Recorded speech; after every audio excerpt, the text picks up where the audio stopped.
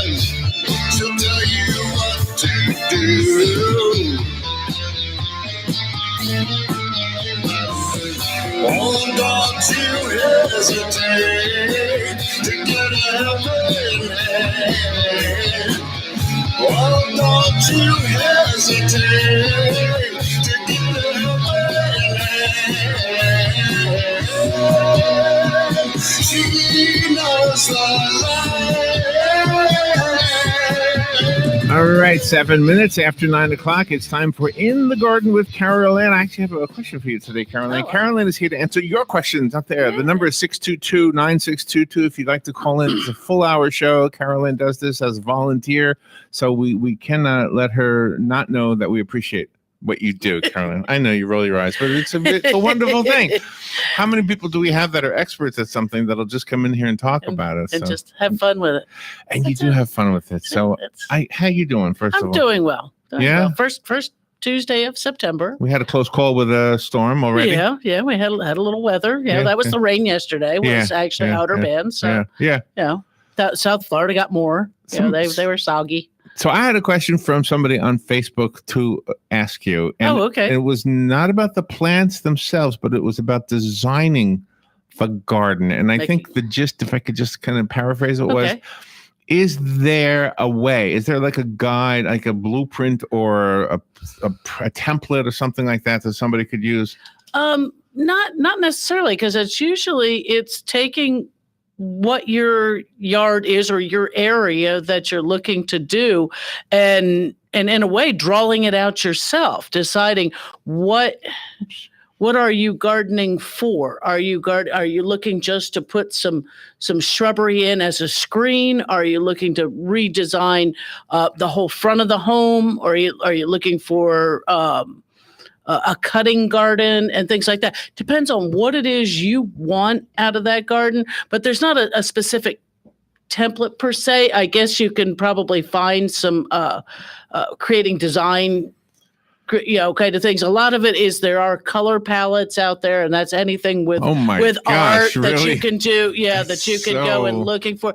It depends on what you want. Sounds like a lot of work. It can be a lot of work, but you're looking, and you can almost do it with just drawing out, say it's the front of the home, where the walls are, where the windows are at the house. If you're looking for foundation plants, if you have a walkway or you're going to create a walkway, either from the curb or from the driveway up, how are you going to want that lined with plants? So marking out these areas and then doing your plant research on being able to put the right plant in the right place.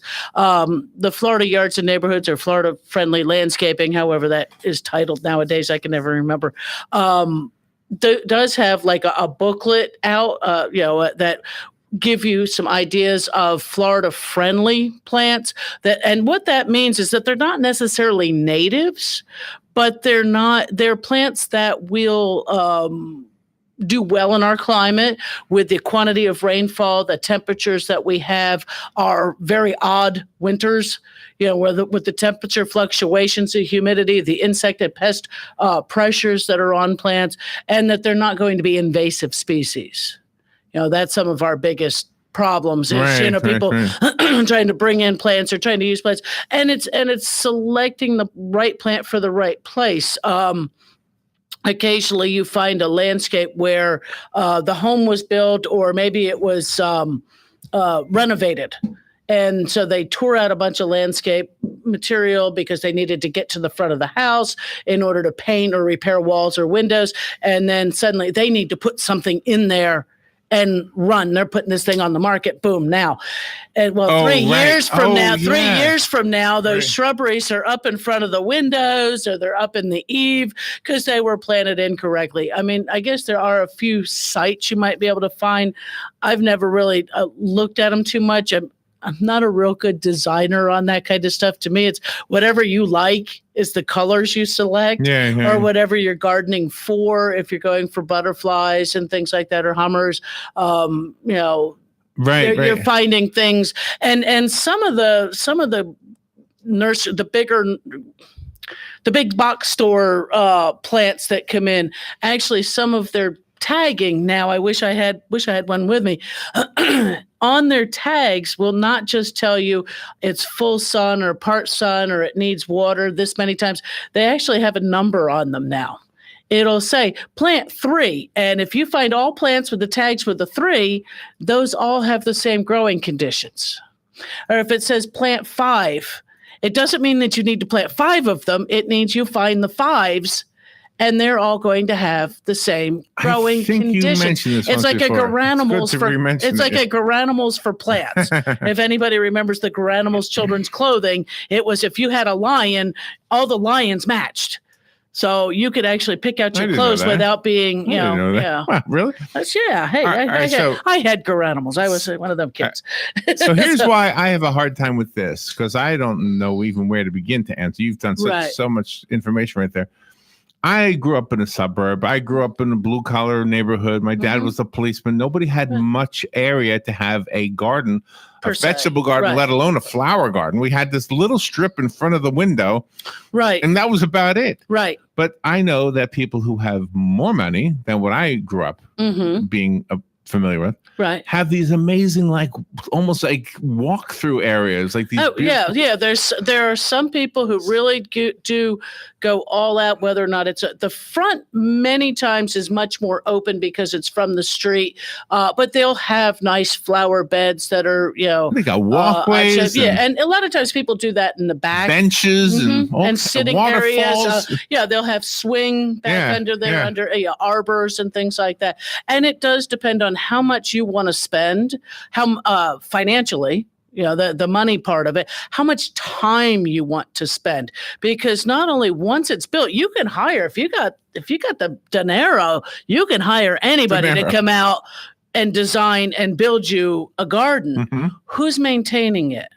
Are you going to maintain it, or are you again going to pay someone? Point too. Are you going to pay someone to maintain it? So it does vary on that. I always like to suggest to people is take a section. Maybe you had a tree came down last year during Irma, and so now you have this open spot that's got a stump that they ground out, and you want something there because you miss it. Because that's now just an open area. You could throw sod across it, but why do that? It was planted with a tree before, so you can come up with something that you would like. You could put another tree in, or you get out your. I'm a fan of grab the garden hose. Garden hoses are very pliable. It allows you to put around in an area and step back and look. And see if this is a shape, a size. You shape your size and this and that, and then you can put this on paper, and then go. Okay, this is where where north, south, east, and west. I mean, all of that is all important. It's almost like designing a house. So when you're designing your landscape, is which way does it face so that you know where your sun is going to come from. You're going to And making notations on your paper of this area maybe holds a little water. So you might begin to look into rain gardens or plants that just tolerate wetter areas, because not every plant is like that. I toward the end of my mom's life, I was trying to do something. Right. Yeah, you had done that. Yeah, the New Zealand tea. Yes. Wow, you remember the plant? Yeah. And I thought a bench. I had no idea what I was doing. A little bird bath. I think you stuck out there. Something. I should have done what you're saying now and planned it a little bit. Then maybe something would have happened. I mean, all we did was plant things, hoping they would grow. Hoping they would grow. Right. And a lot of times people do that. It's better to plan it, and I do see people who do that. Sometimes people will hire somebody to draw a design for them, and I think there's probably programs online that you can do that. You can find those templates. I just have never really looked for them. I probably should, just to give people a reference. I mean, if you had areas, if you had enough land, I guess it doesn't have to be that much, but you would have a little walkway. You would have a bench. You may. I mean, it might be.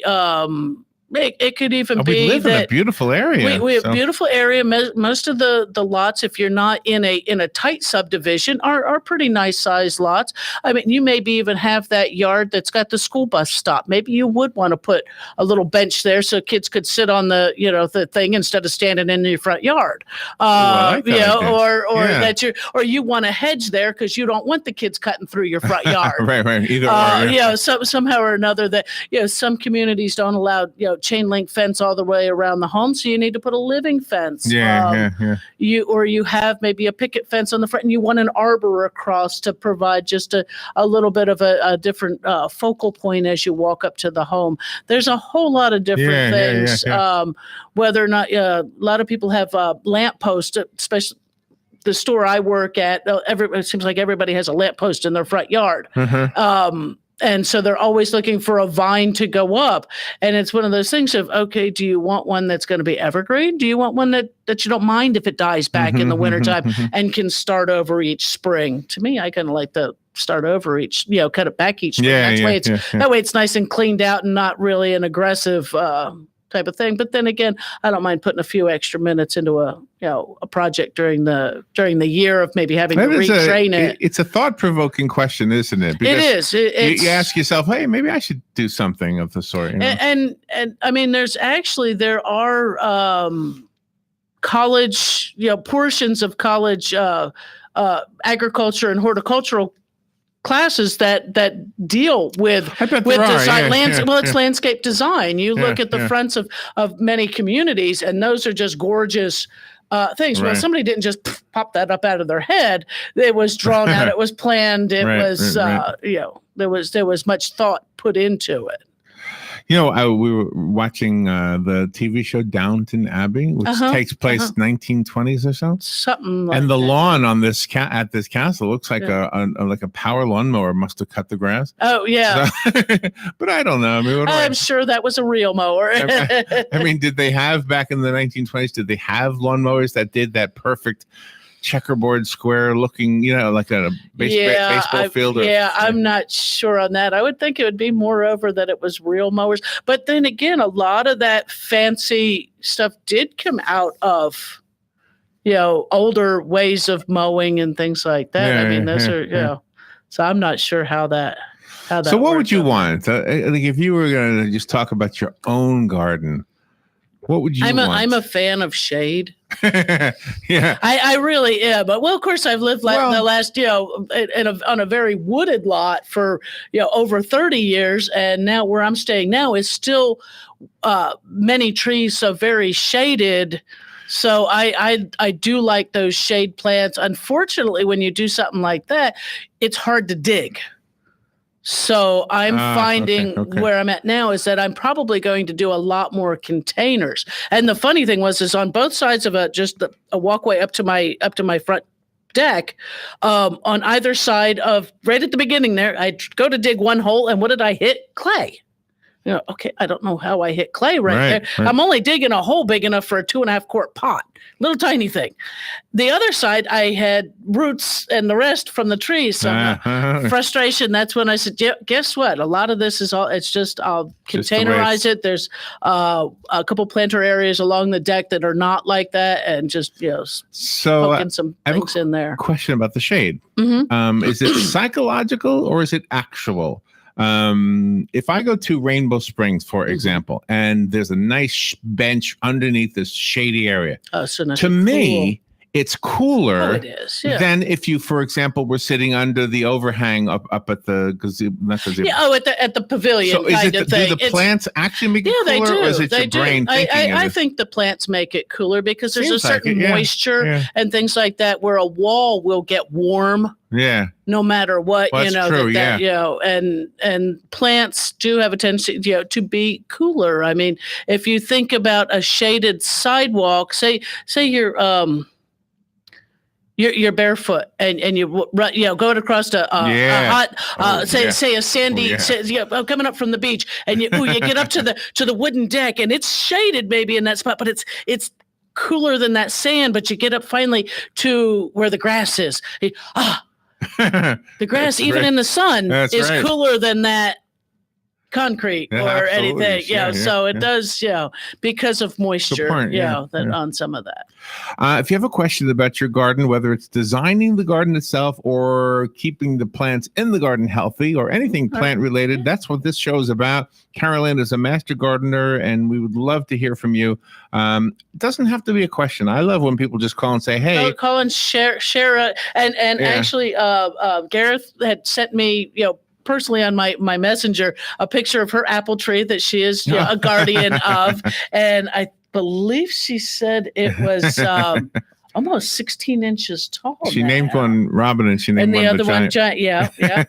So that was really cute. And I mean, and the garden page is there for, again, being able to share a photo or an idea if you can't call in, or I always say a picture does make it a lot easier to identify things many times.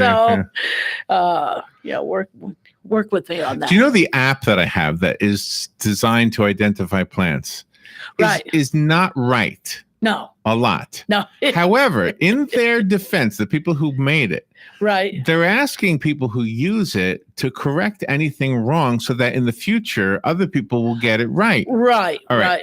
The problem with that is I don't know.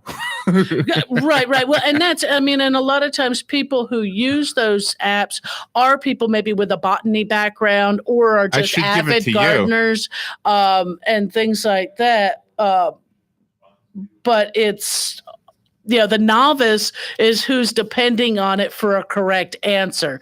So that's why, it's one of those things of, if you are a novice, maybe you might do better. You might try it, but go to some other, Facebook pages and things like that to get better identification. And don't feel like you're dumb if you ask many questions. That's how we learn.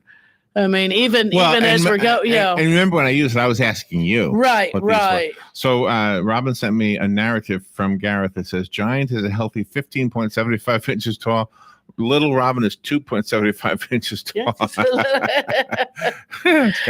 She had sent it. Yeah, sent the same to me as well. And it's, that's a great, and I actually was looking at mine this morning when I went to put a letter in the mailbox, and I should have come back out with the ruler. And is it getting big? It's getting large. Yeah, he's getting bigger. Mine is pretty big too. Yeah. It's in a barrel now. Right. So you'll there. have to put a yardstick up beside him or something like that. So on that note, I guess I can give this one away. Yeah, you could. I have one apple tree here. Yeah. I think it's ready to go. Sure. So if anybody out there would like to be the next guardian of an apple tree, and this will be, I guess, the last one because you've stopped planting seeds. I know. Well, never. Now. Never say never, right? Yeah. But I felt like it was getting a little out of hand, so this might be the last one. We'll see. Right. See. Yeah, getting a little too. How many did I have in the book? I think I had 12, right? Well, you had 31. 31, yeah. I had one for each day of the month. It was for October. Right. Oh my gosh, that's coming up again. Yeah, it is. I'm not Next doing month, it this year. Not this year. Oh my gosh, that was so hard to do one. I can imagine that, because you also have so many other projects that you work on throughout. Well, that's the problem. You got to have other things. Yeah. So. All right, we got 5 minutes left in this half hour, and then there's a whole half hour after that. So please, if you'd like to call in about anything, the number is 622-9622. Well, anything garden related. And we are coming in. We have just started September. We're early in on it. I said it the other week. I have noticed a little bit of change in the weather that yes, autumn is coming. That, yeah. And I know people think I'm crazy, but and a couple people at work have also said, and they're not from this area. They're fairly new members into Central Florida. And even they have said that they have noticed a change. So we do have fall coming up. Fall flowers are coming into the nurseries and into the garden centers and things like that. I still think it's a little early for them to be putting in unless you're good, because we are getting a lot of rain still. Yeah. The temperatures are still quite high. And so you have to take all of that into account when you're going to be bringing these into the landscape. Unfortunately, some stores are and it is set on a corporate side of here's what you're going to get. So, and at this time of year, that there's no control by the store. So don't yell at the store. It's not their fault. Yeah. Before we go to the break, we have some things to give away. We do have 2 tickets, again, for Joseph and the Amazing Technicolor Dreamcoat, which is on stage September 6th through the 30th at the Ocala Civic Theater. And this is what, I've heard of it before, and I don't know why I seem to have thought that it was here once before, but I'm not sure, but the ticket values, they went on sale back in August, and they're $27 for adults, $13 for full-time students with ID required. There are also group rates available, but we do have 2 tickets to give away today. So if anyone during the break wants to call in and get some tickets, we've got them. And the theater has brand new seats if that's important to you. Ooh, brand new seats. With Isn't cup that holders. Nice? And with cup holders. They allow beverages in? Yeah, that's right. They do have a But they used to not. concessionary. They used to say not, but now they do. They Right. let you take the beverage to the seats. That's nice. It's like a movie theater. Right. I'm looking forward to seeing that. Let's see. Today's what, the 4th? Oh, I'm going to see it on Thursday. Oh, right. Well, on the opening day. Yeah. Opening day. So fantastic. So it is. Yeah. It starts on Thursday, runs through the end of the month, which is fantastic. Gives you a chance to select a time to go. And when you call and you win, you give us your number. Robin will make arrangements with the theater, and they will call you to arrange, because it'll be at the U-Call, or what is it? What do they call that desk? Oh my gosh. I think it's like an on-call U-Call desk or something like that. Oh my gosh. There is a name for it. There is a name for that. Will call. That's it. Yeah. The will call desk. But there are 22 public performances from the 6th through the 30th, and the opening night is at 7 p.m. for reception, an hour before the premiere. Did I tell you we looked up the biblical origin of the story?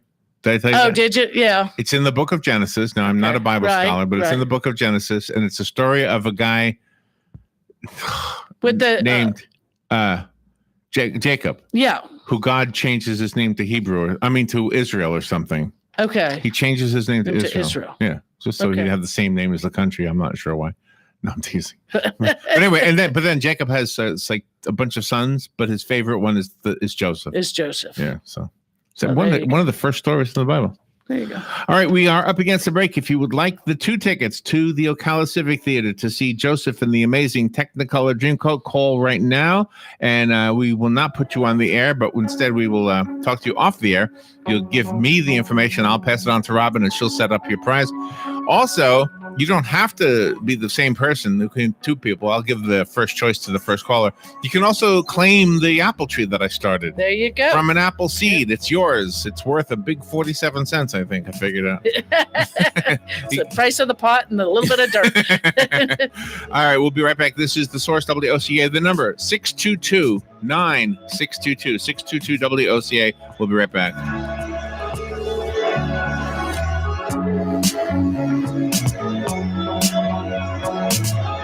Broadcasting from the Paddock Mall Studios, this is WOCA, Ocala, Gainesville, The Villages, 1370 AM, 96.3 FM, The Source. Fox News Radio, I'm Chris Foster. Tropical storm Gordon is expected to make landfall as a hurricane tonight along the northern Gulf Coast, most likely in Mississippi. With storm surge, you can look at possibly about 3 to 5 feet above ground, particularly in areas from Shell Beach to Dauphin Island in Alabama, and then 2 to 4 in the remaining portions of the storm surge warning area. Dave Roberts with the National Hurricane Center. Supreme Court nominee Brett Kavanaugh can expect questions at his confirmation hearing starting today. about his legal views on abortion and an article he wrote arguing that sitting presidents should not be subject to criminal investigation. Senate Minority Whip Dick Durbin. It's one of the major reasons people have misgivings about his nomination. Senate Judiciary Committee Republican Chair Chuck Grassley. He's not saying a president is above the law. Judge Kavanaugh's hearing could last for 4 days. Fox's Rachel Sutherland in Washington. Fox News. We report, you decide. I just saved hundreds of dollars by switching to Geico. I've never felt more alive. Disclaimer. Geico cannot guarantee you will feel more alive. You either possess functioning respiratory and circulatory systems, or you do not, or you are a zombie. If you are indeed a brain-starved zombie and you would like to save money on car insurance, the Geico legal team applauds your excellent life choices, even in your shambling afterlife. But we strongly encourage you to visit geico.com or download the Geico app. Please stay a minimum of 500 feet away from our large and presumably delicious, delicious brains. Geico. 15 minutes could save you 15% or more. Pros in the know start with Lowe's, because Lowe's makes it easy to save big and get properties ready to turn. Update old appliances now and get up to 40% off select appliance special values. You can even save $235 on a white GE appliance kitchen suite, complete with Energy Star rated fridge, electric range, over-the-range microwave, and built-in dishwasher. Now only $13.71. So Pro, now that you know, start with Lowe's. Offer valid through 9/12. Exclusions apply. See store for details. U.S. only. Here is your 1-minute news brief. Tropical Storm Gordon is continuing to strengthen and is expected to become a hurricane today. A hurricane warning has been put into effect for the area stretching from the mouth of the Pearl River in Mississippi to the Alabama-Florida state line. Filmmaker Tyler Perry will make an announcement today about 2 Florida men who disappeared almost 15 years ago after being apprehended by a Collier County deputy. A Florida school board member has maintained her lead over the father of a student slain in the high school mass shooting at Marjorie Stoneman Douglas High School in Parkland, Florida. A DUI suspect in the Florida Keys crashed his pickup truck and then jumped into the ocean in an attempt to flee from the law. And MegaCon, the largest fan convention in the Southeast, is gearing up for another edition in Tampa, set for September 21st through the 23rd. The weekend-long event will feature celebrity guests, a Harry Potter escape room, and more. And that is your news brief from The Source. Folks, you haven't seen summertime savings till you've been inside the fabulous old-timey greenhouse at Bob Wine's Camellia Gardens in Ocala. They've just completed new lower money-saving price tags, marking everything down further. Much further. Listen, pottery is 15% off. Door hangers, 20% off. Decorative flags are 20% off. Chimeras, 20% off. And dozens of cute birdhouses made from gourds are 10% off. That's just the beginning. Step inside this wonderland of unique gifts for your home and garden experience of savings like you've never seen before. And say it's fall veggie time, Bob Wines has them all, from broccoli to zucchini, in the jumbo 4-pack for just $3.49. Extra large ferns, regularly $29.99, just $19.99. Hurry on over. Bob Wines Camellia Garden, Southeast 38th Street, Ocala. Daily till 4:30, Saturdays till 3, in the same blooming place since 1952. Friends, countrymen, tourists, and Ocalans, lend me your ears. Hey, speaking of ears, there is an opportunity for you to help feed and provide good maintenance, housing, and medical care for Marion County's rescued big cats, bears, monkeys, and other disabled or unreleasable wild and exotic animals. Take a tour on Wednesdays or Saturdays of the Endangered Animal Rescue Sanctuary. Call 352-266-2859. The Endangered Animal Rescue Sanctuary is affectionately known as EARS. Veterans Helping Veterans USA. Call 352-433-2320. We help veterans and their families with limited financial assistance, counseling, employment referrals, and a food and clothing bank. You can help in making a huge difference in the veterans' lives we serve by donating food, clothing, household items, or direct financial assistance. All donations are tax deductible. Veterans Helping Veterans USA, 352-433-2320. Thank you for your attention, and God bless America. All right, 25 minutes before 10 o'clock. Let's return to Carol Ann Baldwin. We're talking about gardening, and if you have a question or you just want to comment, or perhaps you want to tell her that you posted something on her Facebook page, which is called In the Garden. In the Garden. Aptly named, just, So it's a companion piece, I suppose, to the radio show. The number here is 622-9622, and you have somebody on the phone. All right, fantastic. Good morning. You're on the air with Carol Ann. Morning, guys. Morning. Boy, Tuesday wouldn't be Tuesday without calling Carol Ann. See, about 7 years ago, I bought three. I'm looking at my receipt here, and it's called Bottle Brush Red Cluster Cypress Lalana. Okay, well, the bottle brush is all you need, really. Okay, and I planted them along my driveway, and they said they would max out around 12 feet, which is about where they are now. Okay. But one of them, about 4 months ago, developed, some of the branches turned yellow and lost its needles. And I called the people back, and they said just to snip those out and spray them with, I forget what they told me to spray them, but it seems to have stabilized that bush, that particular bush, or evergreen, or what you want to call it. And I was just wondering if it would be, it doesn't look as healthy as the other two, but it looks like it's going to be okay. It hasn't got any yellow stuff on it. Okay. Do you think I maybe fertilize that now to help it along? Yeah, now that it's September, go ahead. Yeah, your landscape shrubs and things like that and plants, you can go ahead and fertilize now. Where it is less rain this time of year, it is I know people don't believe me. The seasons are beginning to change a little bit. So fertilizing now, that way any new growth that comes on because of that fertilization should have a chance to harden off before we get into any true cold temperatures. So that's why we try to get our fertilization done before the end of September. Should I wait till a little later in September till we get out of the rainy period here? I actually pay attention more over to what the weather says. Maybe look at the Weather Channel or something like that and see if we're going to if you come into at least a few days or a week where there's a lower chance of rain, usually it's better. If you wanted to wait till, say, the middle of the month, towards the end of the month, but you don't want to wait too long. Because then next thing you know, here it is already the 4th of September. Where did April go? That next thing you know, you turn around, you sneeze once, and it's November 1st, mm-hmm. and you're passing, you're getting past that optimum time to get that fertilization down. So I would be thinking sometime you might want to wait till the middle of the month, but put it on your calendar so you don't forget. What kind of fertilizer would you recommend?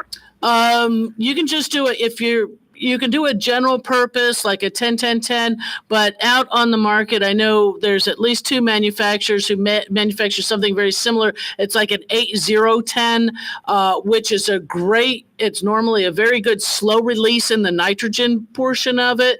Again, the 0 making it compatible with BMP regulation, same with that high slow release in that nitrogen. It's not going to burn anything, but they also have a lot of minor elements in that fertilization. And it's what they call a tree, shrub, and ornamental fertilizer. So it's a good basic fertilizer for everything in the landscape. What is your take on tree spikes? I'm not a fan of any of the spikes, only because here you've got a concentrate of a fertilizer that they normally recommend that you take out to the drip line of the tree and pound them in the ground. I want to say they range in price from anywhere $8 to $15 for a package of them, and that normally will do 1 or 2 trees once. I can go out and buy spend $25, buy this 50-pound bag, fertilize my whole landscape with that, and I'm fertilizing it with a better fertilization because I can get that up closer to the trunks of the trees and shrubs where the majority of the feeder roots are. Your feeder roots that are going to go right through are within that 2 to 4 foot range, right around that base of that tree. And if you're out at that drip line, you might be 6 or 8 feet or more away from that tree. After let's say I buy this 10-10-10 or what we said 10-0-8, right. And I turn it around, when should I do it again? Not till spring. Just one application now. Usually I'll tell people that there's like 3 times a year. You can go 3, 6, 9. That's a nice, easy way to remember it. That's March, June, and September.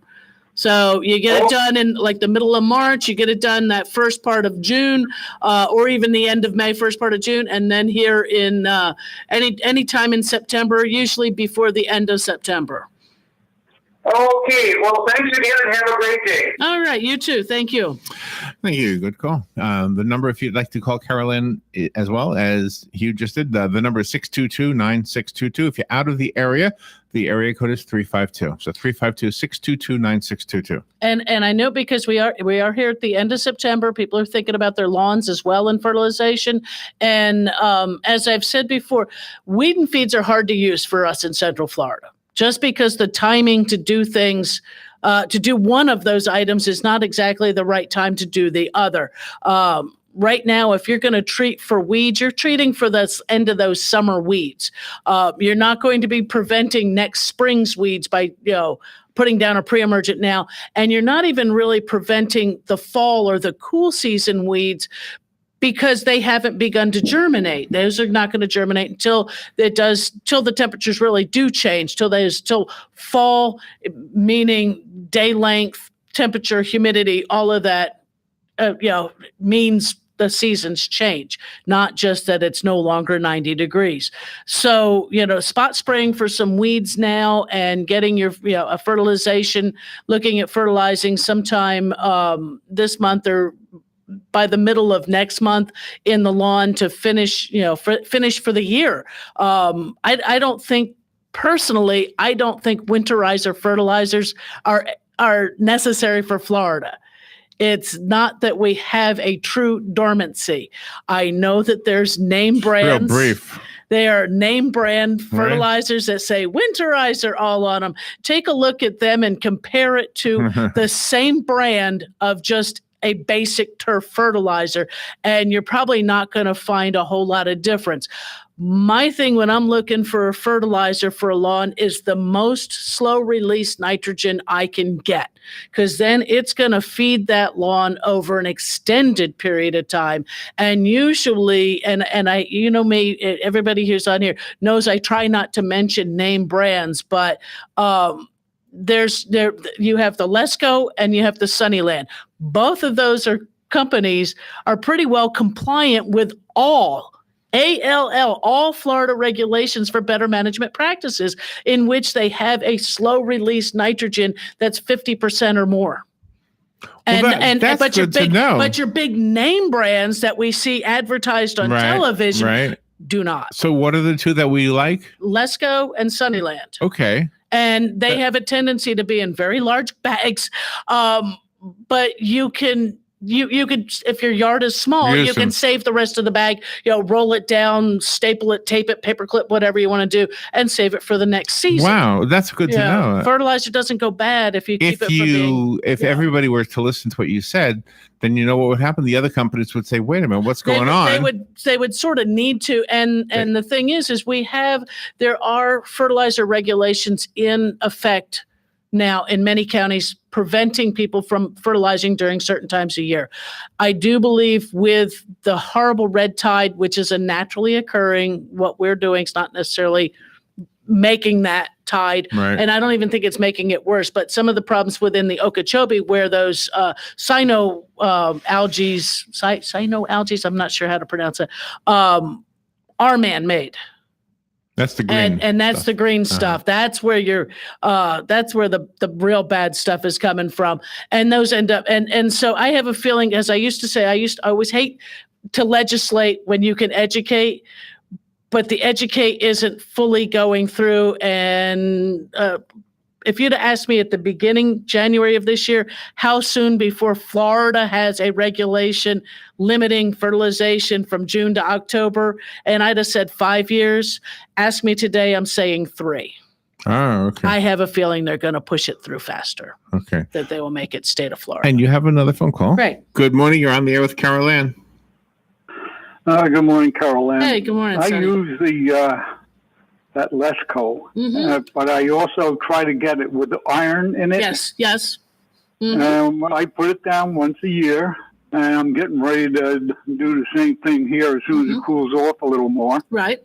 But I find, just like you said, that it stays it works for a long period of time. Yeah. And I think cost per pound, it's a lot cheaper than the name brands. Oh, most definitely. Most definitely. But what I do notice that as of right now, the green on the grass is not as dark or as what's the other lush. word for it? Not as lush. as it is after you put down that the fertilizer with the iron. in it. Yeah, it's that iron that helps to green that up, especially after our rains. That just leaches that iron, leaches that green, and the iron will make it nice and green, but it will keep it from having, or not keep it, it won't encourage it to grow so much that you're out there every other day mowing. Right. Well, I don't have a big lawn, but I do have a rider mower, and has a position in the back for a spreader, attach a spreader. Okay, to it. Right. It looks, I guess, kind of funny on a small piece of property to be using a rider mower towing a spreader, but that fertilizer is very heavy. It is. And it's a broadcast spreader, so it doesn't take too long, and the hardest part is filling the spreader up. Right. And like you say, you're right that the push spreaders can be heavy, and especially when you fill that hopper up, and it might hold, if you've got a small one, it's going to hold about 15 pounds. It's usually the small ones will hold enough for a 5,000 square foot yard, and that's heavy when you start out. So your first few lines that you're doing might be done at a slower pace than the ones at the end, and you're supposed to keep a nice even pace. And so if you're on your rider mower pulling behind, you've got that nice even pace throughout your whole yard, so you're getting a nice even fertilization through that whole yard. That's the way I look at it. Yeah. Plus it seems to take the irk out of work. Right. On the tractor. That's true. That's true. And you can always carry your lemonade with you. Yep, that's right. Anyway, have a great day, everybody, and thank you, WOCA, for allowing Carolyn on the air, and thank you, Carolyn, for what you do. Absolutely. Thanks for being a caller out there. Yep. Appreciate it. Have a great day. Thank you. I mean, every week there's some advice that I even make a mental note about. And then forget by the time I do forget, but not everything. But then I know. And and especially because I do it through repetition, that it's when somebody might hear it and they'll forget about it because they were doing something when they were listening. They hear about it a week or 2-3 weeks later. Oh yeah, that's right. And so that's, and that's how we even learn it, But a lot of times, what happens, this is me, because I don't really immerse myself in gardening. Right. But every once in a while, I say, you know what, I should go get something. Right. And then I'll think, what did Carol Ann say? Right. And like you say, I mean, you mow your grass, you take care of the weeds around the edge of the house, things like that. And, and then and I do use the what's that called again? Roundup. And see, and I buy the off-brand because I don't need to buy the name brand. That's true. Yeah. And there's so much bad press about the name brand. And it's just it's just because people hate the name. They hate the chemical, but the name is attached to it. That's like saying if suddenly aspirin. Is people think of it, there's different name brands, but it's always aspirin, or if there's a problem with Tylenol, there's store brand, there's Tylenol. Which one's going to get the bad press is going to be the brand name, the trade name, the Tylenol. Dude, we don't realize how fragile we really are. There was a story this morning about a lady charged with murder. And apparently she did it intentionally. Oh, with the eye drops. Eye drops in his drink. Yeah. What the heck? And it's one of those things you're going, okay, who knew? So I hope people don't use too much of those eye drops because it goes in your eye. And so it is being absorbed in your body. And I never heard that before in my life, but the fact that a few drops in some water can kill this guy. Well, it must have been quite a bit. I would have. Well, 2 days. She only did it for 2 days. But I mean, how many times did she go get him a glass of water? Does it not have a flavor? Did he not say what's wrong with this water? Well, if it's done a little at a time, if you'd have poured a bottle of it in a pitcher and he consumed that pitcher. So, but I mean, what that has to do with the gardening is that if we're fragile, then those little flowers are fragile. Right. And all those chemicals we put down probably make a big difference. And they can. And sometimes, and that's it. Overuse of certain products. And that's improper timing on certain products. Fertilizers put down in the summer months. We don't get the rain, the plant can't take it up. They can actually burn your lawn. People don't realize that, I put it down and it's going to be a rain event. Well, if it's a rain event, you're wasting your money. You're just dumping that down the storm sewer. If there's no rain event, guess what? You might burn your plants. And reading the directions on quantity, visiting the IFAS, the University of Florida website to see how much fertilizer to put on your lawn at any given time. Whether or not you want a high maintenance or just a low maintenance yard that you still want to continue to feed. I was speaking with someone the other day and they were going, oh my God, up north, we run the baggers on our yards because of such and such. I said, well, here you have to mow your grass all the time. But all those clippings going on the lawn is fertilizing your lawn. It's true, yeah. Because true. As they break down, they're feeding the lawn. Nature, God made plants self-sufficient.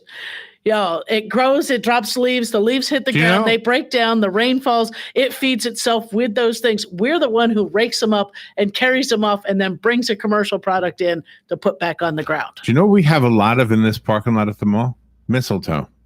Yeah, probably. When there's a storm, and like yesterday, the branches. Oh my gosh, you can see all the mistletoe just laying all over the place. Because those branches are weak.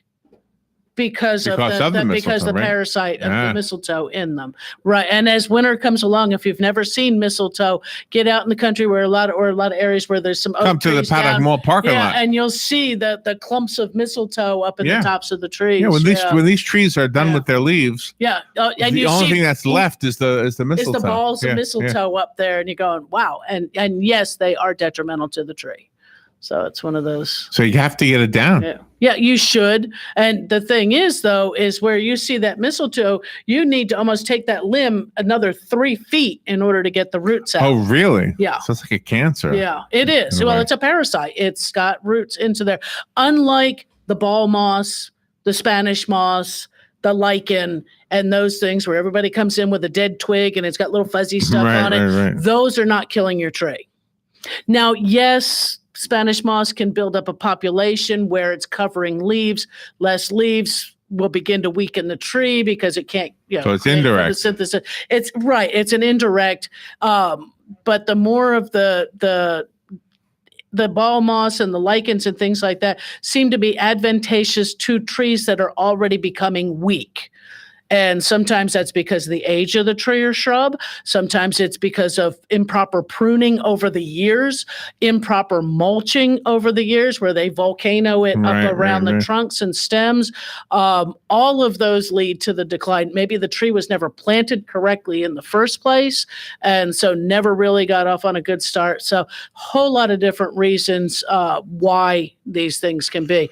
Copper, as a copper fungicide, can kill off those ball mosses and things. Make sure you don't have bromeliads growing under your trees because it'll kill them too, because they're in the same family of plant. But there's a timing for that also. It's not just run out and spray copper because copper can become toxic to your trees. So read directions, read up on it before you think you could just run out there and do something, because you want to do it and make it cost effective. Why spray something and come to find out if you'd have waited 3 months and sprayed it, it would have actually worked. See, that's the kind of information that I think is so valuable that you bring to the show. It's one of those. It's just like one of those things is don't take the trash before you clean out the refrigerator. Wow. Don't do the dishes before cleaning out clean out the refrigerator first, then bag up the garbage and do the dishes. Saves you a couple jobs. I'm trying to think if I break that law. We all do it. We all bag up the garbage and then look and go, oh, I missed that. And it's like, ew, it's going to sit in there for another week till I take the trash out again. So clean out same thing. Do it right the first time. Measure twice, cut once. Read the directions follow the directions and you have better success. Those directions are there so that you don't poison yourself. Right. Yeah. You don't poison yourself. You're not poisoning our environment. You get your best bang for your buck.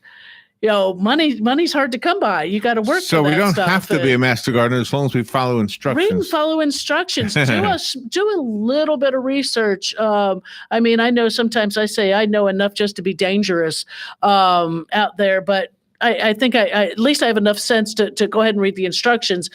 Even selecting a product, make sure the insect pest you're after or the disease issue that you're after is on that label. Otherwise, you're spraying something that's not going to work.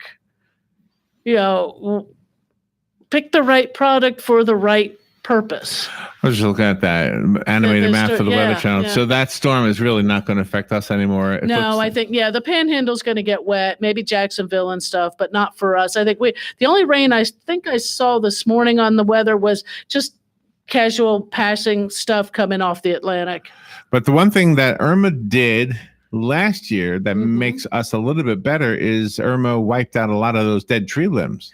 It did. So if we have a storm this year, we're probably a little bit better. Possibly a little better off. But then again, some trees may also be a little weaker because of the storm. And so having to be careful on that. And we are coming right into that heart of the hurricane season. So it's that time of year that we need to watch and see what we have out in the landscape that can become debris. You don't run out and start pruning stuff just because it's now. That need to be done earlier in the season, but watching for things and knowing where you may have a problem and thinking about that, but hopefully we won't have anything this year. You never know. I mean, look at this one. It came out of nowhere. Right. All of a sudden, it was a news item. I didn't even know it was there. That was one of those freaky ones. And there are a few things coming off the coast of Africa. Florence is one, and they're still keeping an eye on that because they don't know where she's going to go. Yeah, that looks like it's going north, though. Let's hope it's following that. But that's actually before Gordon. That was an F, and this is a G. So. Right. So. It's hard to say. I don't know. Well, thank you for the information. For everybody else, if you want to be part of this all the time, there is a Facebook page that Caroline created called In the Garden. It's just a matter of going to it, asking Caroline if you can be a member, and then you are free to post pictures. Post some pictures, ask a question. I try to remember. I do most weeks of putting a reminder that the program's on. So even if you're not home, but you've got your phone and it bing bings that you've got a Facebook or something coming on, you tune into the WOCA website and listen live or go to the YouTube channel. As somebody who couldn't possibly give any advice about gardening, it's still fun to look at. So, I mean, I like when people post things and just, here's a bug I found. Here's we have fun with the insects and the spider, lizards and all those kind of things. And if you're designing a garden or you have designed a garden, I would love to see what they look like. Right. Or if you're maybe you started one this spring and you've got some pictures, show us. It's great, to be able to see and to share those kind of things of how you're coming along. Because I know a lot of people do these projects a little at a time. It's when the few dollars extra comes in. Right. Okay, I can do this bed. I can get these blocks that I need to do, and then my soil and such. So share. You have to work today? I sure do. It's okay. All right. Well, tell the boss you promoted 2 items that you have on the shelf. There you go. They both start with L. What are they again? Well, actually, no. The Lesco is actually at the other chain, but the Sunnyland is at ours. Oh, S. Okay. S and L. S and L. Yeah. Sunnyland and Lesco. Yeah. So which one do you have? Sunnyland. Sunnyland. Okay. Yeah. So, thank you, Caroline. Thank you, Larry. Everybody have a great day. You too, and be careful out there. I sure will. We'll be right back. Don't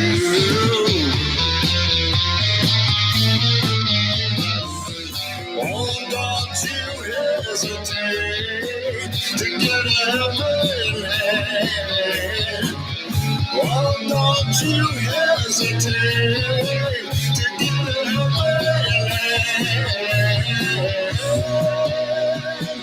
Broadcasting from the Paddock Mall Studios, this is WOCA, Ocala, Gainesville, The Villages, 1370 AM, 96.3 FM, The Source.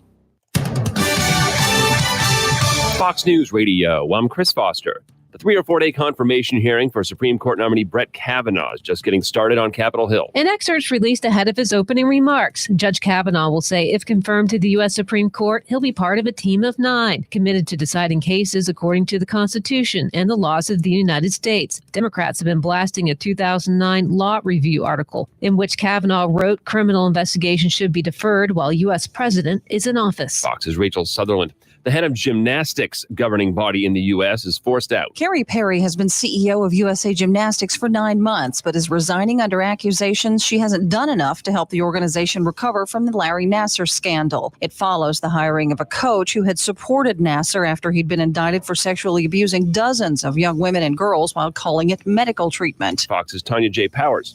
Fox News. We report, you decide. Are you taking Viagra and tired of paying $50 per tablet? Marley Drug has generic Viagra for just $10 per tablet. $10 for generic Viagra is a savings of $40 per dose. Call now and get free shipping on 10 tablets or more of generic Viagra.